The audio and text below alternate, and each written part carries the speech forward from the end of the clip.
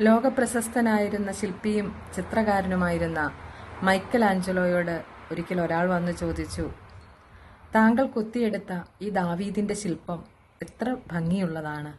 എങ്ങനെയാണ് ഇത്രയും ഭംഗിയായി താങ്കൾക്ക് ഈ ശില്പം നിർമ്മിച്ചെടുക്കുവാൻ സാധിച്ചത് എന്ന്. അപ്പോൾ മൈക്കൽ ആഞ്ചലോ പറഞ്ഞു, ദാവീദിന്റെ ശില്പം ഉണ്ടാക്കാനുണ്ടായിരുന്ന മാർബിളിലേക്ക് ഞാൻ കുറേ സമയം നോക്കി നിന്നു. അപ്പോൾ ഞാൻ അവിടെ ദാവീദിന്റെ രൂപം കണ്ടു. ദാവീദിന്റെ രൂപമല്ലാത്ത ബാക്കിയുള്ള ഭാഗങ്ങളൊക്കെ ഞാൻ അടർത്തി മാറ്റി. അപ്പോൾ എനിക്ക് സുന്ദരമായ ദാവീദിന്റെ ശില്പം കിട്ടിയെന്ന്. ഇതുതന്നെയാണ് നമ്മുടെയൊക്കെ ജീവിതത്തിലെ ശിലയും ശില്പിയും ഒക്കെ നമ്മൾ തന്നെയാണ്.